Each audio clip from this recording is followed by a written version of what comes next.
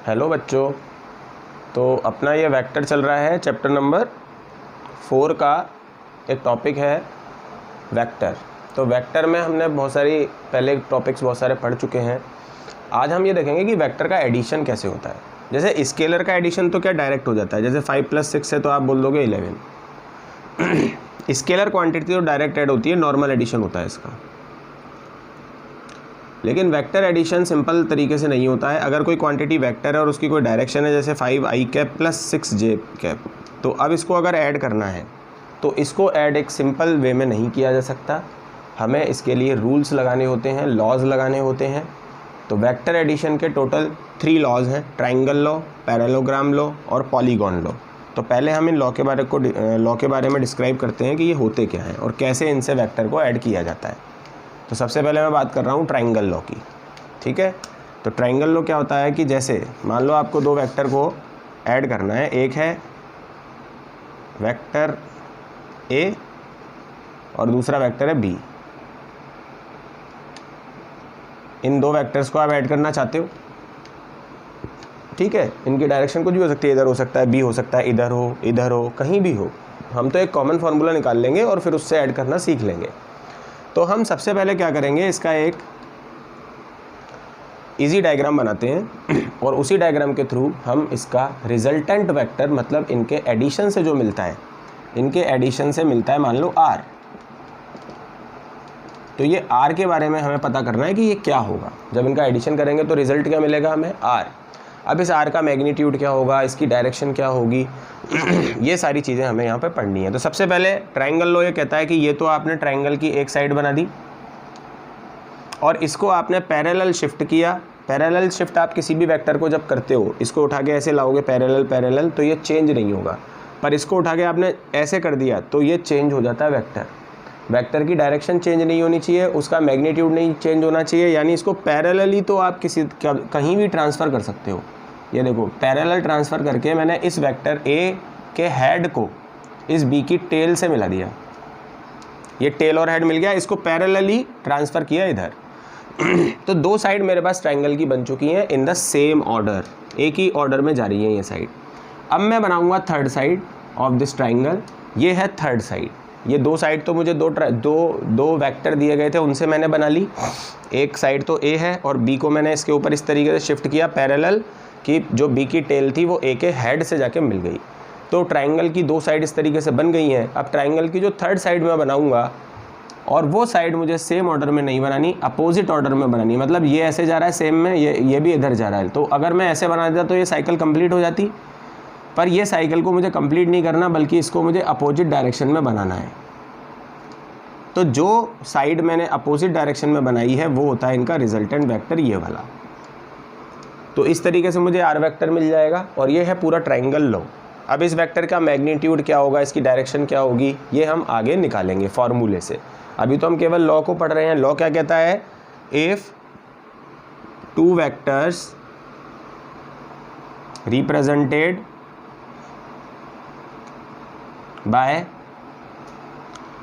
by the 2 sides of a triangle in same order, एक ही order में होनी चाहिए ये दोनों side, in same order, then the third side of this triangle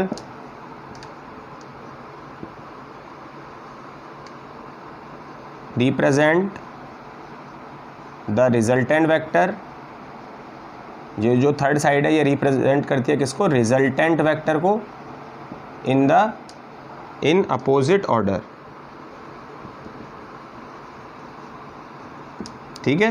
तो ये हमारा पूरा ट्राइंगल लॉ बन जाता है। क्लियर है कि अगर 2 vector represented by the 2 sides of a triangle in same order, एक ही ऑर्डर में जा रहे हैं दोनों वेक्टर, तो जो थर्ड साइड है वो किसे शो करेगी, रिजल्टेंट को, इन अपोजिट ऑर्डर। इसका ऑर्डर चेंज हो जाएगा। तो ये पूरा ट्राइंगल लॉ होता है। इसके बाद आता है पैरेललोग्राम लॉ। अब इन्हीं 2 वेक्टर्स को पैरेललोग्राम लॉ से कैसे ऐड किया जाएगा वो देखते हैं।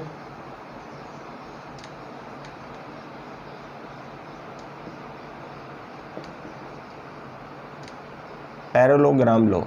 अब ये दो वेक्टर पैरेललोग्राम से करते हैं तो हमें क्या करना है, अब सुनो ध्यान से, अब हमें ट्रायंगल नहीं बनाना, अब हमें पैरेललोग्राम बनाना है।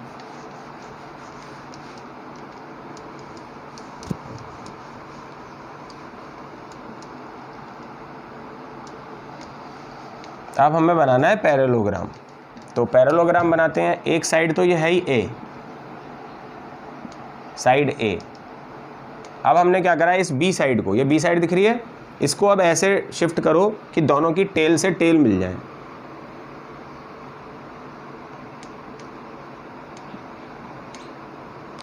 तो ये पैरेललोग्राम की दो एडजेसेंट साइड्स हो गई। If two vectors represented by two adjacent sides of a parallelogram। तो पहली बात, हमने दो वेक्टर को एडजेसेंट साइड से कर दिया रिप्रेजेंट। अब हम बना देंगे पैरेललोग्राम। एक इसके पैरेलल लाइन खींचेंगे, एक इसके पैरेलल, तो ये बन गया हमारा पैरेललोग्राम। अब पैरेललोग्राम बनने के बाद जो इनका इंटरसेक्शन पॉइंट था, यहाँ से एक डायगोनल जाएगा, ये डायगोनल बताएगा किसको, रिजल्टेंट वेक्टर को। तो ट्राइंगल रूल जैसा ही है ये। ट्राइंगल रूल में भी हमें यही आर मिला था, एक साइड, दो साइड, थर्ड साइड, ट्राइंगल की 3 साइड। और यहाँ पर पैरेललोग्राम में भी हमें वही रिजल्टेंट मिला सेम, लेकिन उसको बोलने का तरीका अलग है। पैरेललोग्राम में हम दो एडजेसेंट साइड से दो वेक्टर को शो कर रहे हैं और डायगोनल रिजल्टेंट वेक्टर को शो कर रहा है। और ट्राइंगल लॉ में हम दो साइड से ए और बी दो वेक्टर को रिप्रेजेंट करते थे और तीसरी साइड आर को रिप्रेजेंट करती थी। तो बात तो वही है, आर तो हमें वही मिला। ये थर्ड साइड मान लो या तो ट्राइंगल की, या इस पूरे पैरेललोग्राम का डायगोनल मान लो, तो डायगोनल भी सेम आएगा और थर्ड साइड भी सेम आएगी। तो ये है बात। If two vectors represented by two adjacent sides of a parallelogram, then the resultant vector represented by the diagonal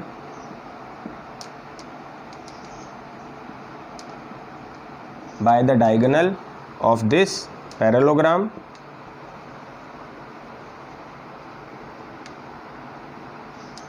originates, जो कहाँ से निकल रहा है, originates फ्रॉम इंटरसेक्शन पॉइंट, जो इंटरसेक्शन पॉइंट से निकलता है।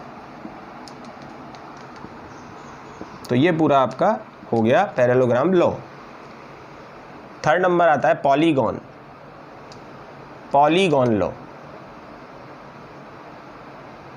तो पॉलीगॉन लॉ क्या होता है बच्चों, अब उसके बारे में समझते हैं। अभी तक हमने केवल टू वेक्टर्स को ही ऐड किया है, a प्लस बी को r मिल गया है। अगर मोर देन टू वेक्टर्स को ऐड करना है, then you can use parallelogram, you can use polygon law. Polygon law को कब यूज़ करना है, जब आप 2 और 3 और मोर वेक्टर्स को ऐड करने वाले हो। जैसे मैं आपको एक डायग्राम से बताता हूँ। ये ए वेक्टर है, ये बी वेक्टर है, ये सी वेक्टर है, ये डी वेक्टर है। अब आप इन सबको ऐड करना चाहते हो, मोर देन टू वेक्टर्स, तो आप क्या करो, एक पॉलीगॉन तैयार करो। ए वेक्टर लो, बी वेक्टर को इसके ऊपर शिफ्ट करो, ये बी वेक्टर, सी वेक्टर को इसके ऊपर शिफ्ट करो, सी वेक्टर, और डी वेक्टर को इसके ऊपर शिफ्ट करो। तो आपके पास इस तरीके से एक साइड बची रह जाएगी, बाकी सब बन जाएंगी। ठीक है, इसमें 4 वेक्टर्स भी हो सकते हैं, 5 भी हो सकते हैं, 6 भी, कितने भी हो सकते हैं। तो 1 2 3 4 इस तरीके से आपने शिफ्ट करा कि पॉलीगॉन बन गया है। लेकिन एक साइड जो बाकी है, ये साइड, इसको अपोजिट डायरेक्शन में बनाओ, अपोजिट ऑर्डर में बनाओ। ये सब एक ही ऑर्डर में चल रहे हैं, इधर गया, इधर गया, इधर गया, इधर गया, ये इधर चला जाता तो कंप्लीट हो जाता साइकिल, पर हमें कंप्लीट नहीं करना। रिजल्टेंट कौन सा होता है, जो अपोजिट होता है ऑर्डर के। तो ये तो सेम ऑर्डर में चल रहे हैं और ये हो गया अपोजिट, तो ये क्या होगा, रिजल्टेंट। तो यहाँ पर जो रिजल्टेंट आएगा वो सभी वेक्टर्स को ऐड करने पर मिल जाएगा, a plus B plus C plus D. ये पॉलीगॉन लॉ है। ठीक है, तो है तो ट्रायंगल जैसा ही। ट्रायंगल में दो वेक्टर्स थे तो 2 साइड्स से रिप्रेजेंट कर रहे थे, इसमें मोर देन 2 वेक्टर्स हैं तो मोर देन 2 साइड्स बनेंगी, इसलिए ये पॉलीगॉन बन जाएगा। लेकिन बात वही है, उसमें भी जो थर्ड साइड थी वो लास्ट थी, इसमें ये वाली लास्ट है, और ये अपोजिट ऑर्डर में है, वहाँ पे भी जो थर्ड साइड थी वो भी अपोजिट ऑर्डर में थी। तो ये है रिजल्टेंट वेक्टर जो इन चारों के ऐड करने पर हमें मिलेगा। ठीक है, तो इस तरीके से ये पॉलीगॉन लॉ होता है। अब हम बात करेंगे कि वेक्टर एडिशन तो हो गया, आर तो हमें पता चल गया, ये है आर, पर इस आर के बारे में 2 चीज़ें पता होनी ज़रूरी है, तभी तो हम इसको बता पाएंगे कि ये है क्या। किसी भी वेक्टर की 2 चीज़ें होती हैं वेक्टर के पास, एक तो होता है मैग्नीट्यूड और एक होता है डायरेक्शन। अगर इस वेक्टर का हमें मैग्नीट्यूड पता चल जाए और डायरेक्शन पता चल जाए तो फिर हमें कुछ और जानने की ज़रूरत नहीं पड़ेगी। हमें आर वेक्टर की 2 ही चीज़ें चाहिए, एक मैग्नीट्यूड और एक डायरेक्शन। तो अब हम यही निकालने वाले हैं, क्योंकि इस आर वेक्टर, अभी तो केवल लॉ ने ये बताया कि हाँ हमें आर वेक्टर मिल गया, पर आर वेक्टर के बारे में अभी कुछ भी नहीं पता चला। तो हम क्या करेंगे, सबसे पहले मैग्नीट्यूड निकालेंगे, मैग्नीट्यूड ऑफ रिजल्टेंट वेक्टर। जो रिजल्टेंट आपको मिला है उसका मैग्नीट्यूड का फॉर्मूला सबसे पहले निकालेंगे। तो हमें मैग्नीट्यूड तो पता चलेगा कम से कम। अब देखो, ट्रायंगल लॉ जो था उसका डायग्राम बना रहा हूँ, आप पैरेललोग्राम का भी बना सकते हो। ये साइड ए, ये साइड बी, और ये था आर, याद है आपको, ये था आर।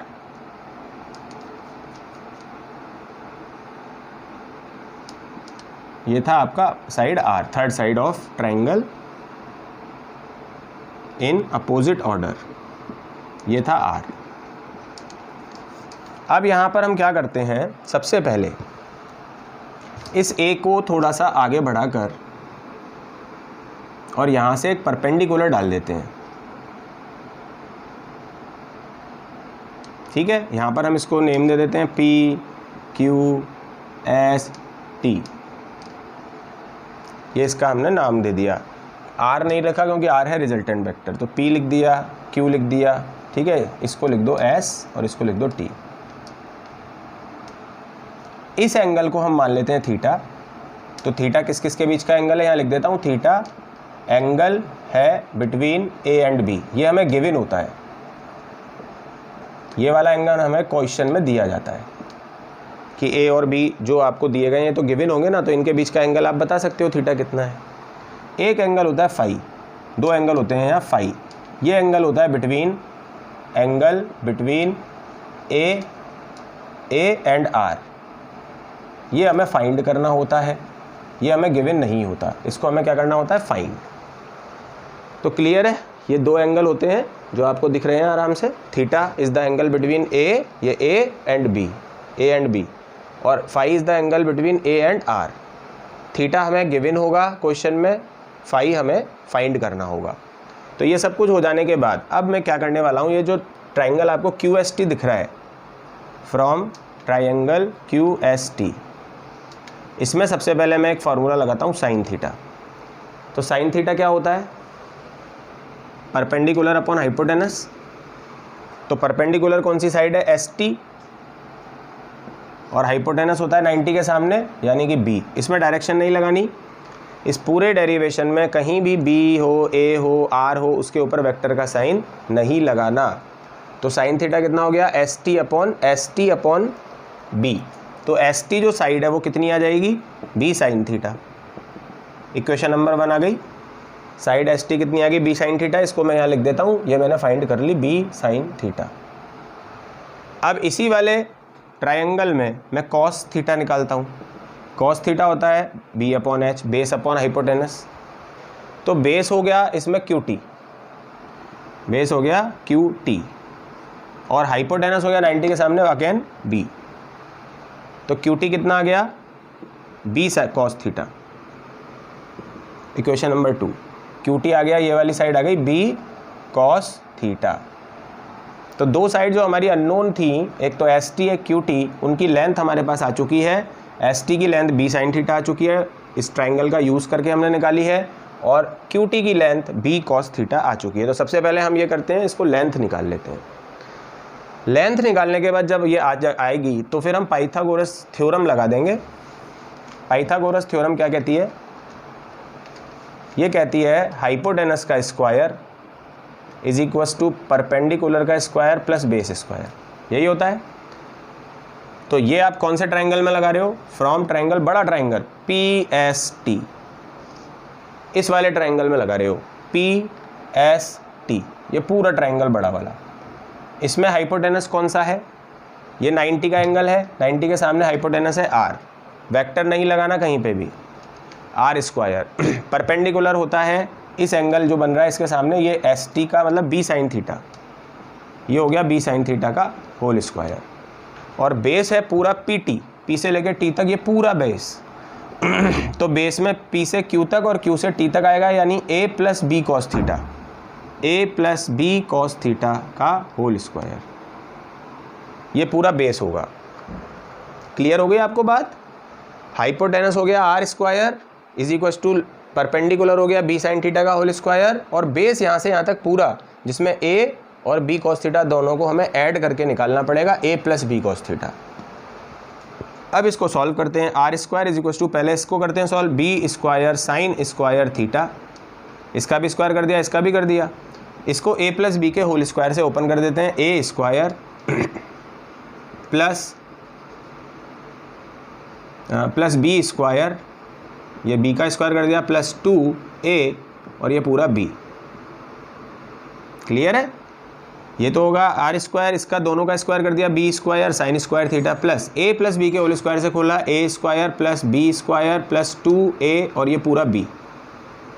अब क्या करेंगे? R square is equal to A square लिखेंगे पहले, प्लस इसमें से और इसमें से B स्क्वायर कॉमन ले लेंगे, यहाँ पर बचेगा sign square theta plus cos square theta, और यहाँ पे 2AB कॉस थीटा, ये 1 हो जाएगा। तो R स्क्वायर क्या आ जाएगा? A square plus B square plus 2AB cos theta. और अगर R निकालें, R is the magnitude of resultant vector, यही मैग्नीट्यूड है जो हमें फाइंड करना था, तो रूट लग जाएगा स्क्वायर हटते ही, A square plus B square plus 2AB cos theta. तो ये जो हमारे पास आया बच्चों, ये है उस रिजल्टेंट, जो हमारे पास रिजल्टेंट वेक्टर आया ना, ये यहाँ से यहाँ तक की उसकी लेंथ आ गई, R वेक्टर की लेंथ आ गई है। इसका मतलब ये हमारे पास मैग्नीट्यूड आ चुका है। इस फॉर्मूले का यूज़ करके हम रिजल्टेंट वेक्टर का मैग्नीट्यूड फाइंड कर सकते हैं। हमें क्या क्या क्वांटिटीज़ चाहिए? एक तो A चाहिए, A क्या है? मैग्नीट्यूड ऑफ A वेक्टर, जो भी मैग्नीट्यूड हो, 2, 3, 4 दे रखा होगा क्वेश्चन में। B का मैग्नीट्यूड, ये B वाला वेक्टर है, इसका मैग्नीट्यूड मतलब इसकी लेंथ, और कॉस थीटा, थीटा की वैल्यू मैंने आपको बताई दी, A और B के बीच का एंगल है जो हमें गिवन होता है। तो एक तो हमें A वेक्टर का मैग्नीट्यूड, एक B वेक्टर का मैग्नीट्यूड और एक थीटा एंगल अगर मिल जाए तो हम R इस फॉर्मूले से निकाल सकते हैं डायरेक्ट, कि यहाँ से यहाँ तक की जो लेंथ आएगी इस रिजल्टेंट वेक्टर का, जो मैग्नीट्यूड होगा वो लेंथ ही होगा यहाँ से यहाँ तक की, तो वो लेंथ हम इस फॉर्मूले से फाइंड कर सकते हैं। तो मैग्नीट्यूड का काम कंप्लीट। एक और चीज़ है जो R के पास है मैग्नीट्यूड के साथ साथ, डायरेक्शन। तो अब हम सेकंड टाइम उसकी डायरेक्शन फाइंड करेंगे। तो देखो डायरेक्शन अब फाइंड करने के लिए हम क्या करने वाले हैं।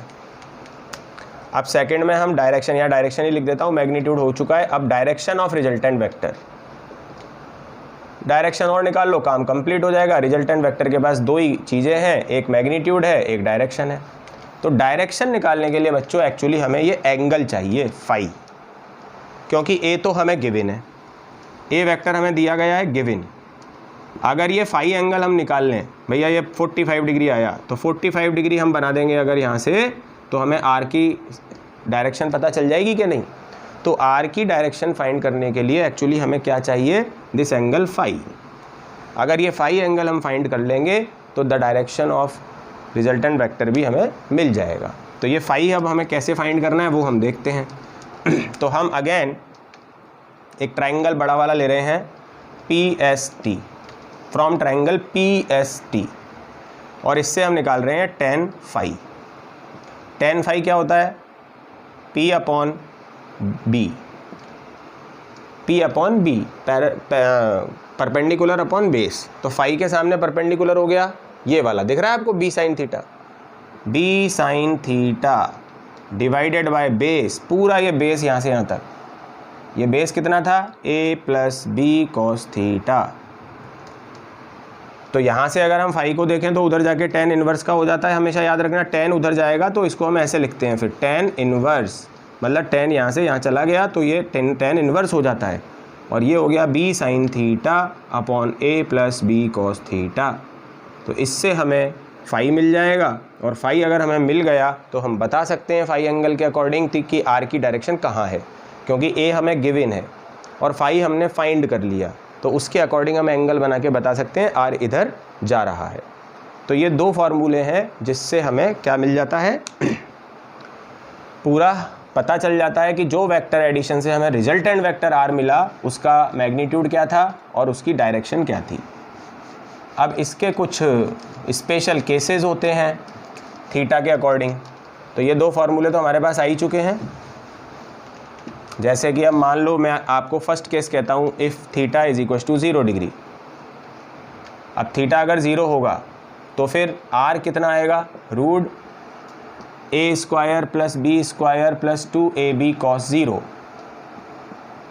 रख दिया मैंने थीटा की जगह। अब कॉस 0 कितना होता है, 1, तो root A square plus B square plus 2ab, ये किसका फार्मूला बन गया, रूट ए प्लस बी का होल स्क्वायर। इससे होल स्क्वायर जाएगा और क्या बच जाएगा, a प्लस बी। तो देखो थीटा 0 डिग्री पर हमारे पास r की वैल्यू क्या आ जाती है, डायरेक्ट a प्लस बी। ठीक है, अगर उनके बीच का एंगल 0 डिग्री है। जैसे आपको मान लो एक वेक्टर दे दिया 3i कैप,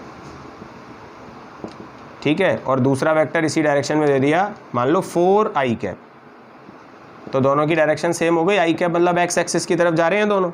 अब दोनों की डायरेक्शन सेम है, अगर आपसे रिजल्टेंट वेक्टर पूछें तो आप क्या बोलोगे, a प्लस बी मतलब 4 प्लस 3 इज इक्वल टू 7। तो यहाँ पर जो रिजल्टेंट वेक्टर बनेगा वो ये है, देखो बड़ा वाला, इन दोनों को मिला के जो बना r, तो r वेक्टर का हमें 7 तो इसका मैग्नीट्यूड मिल गया है। अगर दोनों के बीच का एंगल 0 डिग्री है, दिख रहा है आपको a और b में 0 डिग्री का एंगल, तो हमने जब सॉल्व किया तो उससे हमें पता चला कि रिजल्टेंट वेक्टर फिर डायरेक्ट a प्लस बी से मिल सकता है जब थीटा 0 होता है। तो हमने डायरेक्ट a प्लस बी कर दिया, 4 प्लस 3 कितना आ गया, 7। इसके बाद अगर डायरेक्शन देखें तो डायरेक्शन क्या होती है वो हमें फाई से पता चल जाएगी। सेकेंड नंबर पर डायरेक्शन निकालेंगे तो tan phi is equal to आया था b sine theta upon a plus B cos theta. अब यहाँ थीटा की वैल्यू हमें 0 डालनी है तो यहाँ 0 डाल दो, यहाँ 0 डाल दी, यहाँ भी 0 डाल दी। अब साइन 0 0 होता है तो ऊपर वाला तो 0 हो गया, नीचे हो गया a प्लस बी कॉस 0 1 होता है। भाई साइन 0 तो 0, तो ये पूरा 0 हो गया, और कॉस 0 1, तो यहाँ बचा a प्लस बी। अब 0 में a प्लस बी को डिवाइड करोगे तो 0 आएगा, तो tan फाई की वैल्यू 0 आ गई। tan फाई की वैल्यू अगर 0 है इसका मतलब फाई कितना है, 0 डिग्री। tan 0 की वैल्यू ही 0 होती है, तो यानी कि फाई कितना आ गया, 0 डिग्री। मतलब कि इसकी डायरेक्शन भी वही होगी जो a और b की थी। a की डायरेक्शन इधर थी, b की इधर थी, तो r की भी इधर ही आएगी, यानी 7i कैप आ जाएगा r पूरा। 7 तो इसका मैग्नीट्यूड और डायरेक्शन उसकी i कैप ही आएगी x एक्सिस में ही, क्योंकि 0 डिग्री आ रहा है, तो ये 7i कैप हमारे पास आ जाएगा r। तो इसी तरीके से आप 90 और 80 डिग्री की भी दोनों, एक आप 90 डिग्री का निकाल लेना तो इजी है, यहाँ 90 रख देना, cos 90 0 हो जाएगा, तो रिजल्टेंट वेक्टर आ जाएगा इसका r is equal to root A square plus B square. और यहाँ पे 90 और 90 चिपकाओगे तो साइन 90 1 हो जाएगा, tan phi is equal to sine 90 1 हो जाएगा, b बचेगा ऊपर, और साइन और cos 90 0 हो जाएगा, तो a बचेगा नीचे, तो फाई हो जाएगा b tan inverse b upon a। मतलब आपको करना कुछ नहीं है, बस थीटा की जगह यहाँ 90 रख देना है और इसको सॉल्व करना है, तो ये आ जाएगा। यहाँ पे दोनों जगह 90 रख देना है तो फिर ये आ जाएगा। इसी तरीके से आप थीटा को 180 रख के सॉल्व कर सकते हो। तो आपने देखा ये केसेस हैं जो स्पेशल केसेस होते हैं, फिर आपको क्वेश्चन में कोई भी थीटा का कोई भी एंगल दे सकता है, लेकिन तरीका वही है, उसी तरीके से इसको सॉल्व किया जाता है। और भी न्यूमेरिकल देखेंगे इसके अगले वीडियोस में। पहले अपन थ्योरी कंप्लीट करेंगे, उसके बाद एक वीडियो बनाएंगे जिसमें केवल न्यूमेरिकल होंगे 2-3 वीडियो में, और इसके सारे न्यूमेरिकल अपन कंप्लीट कर लेंगे। इसको अच्छी तरीके से पढ़ लेना जब तक।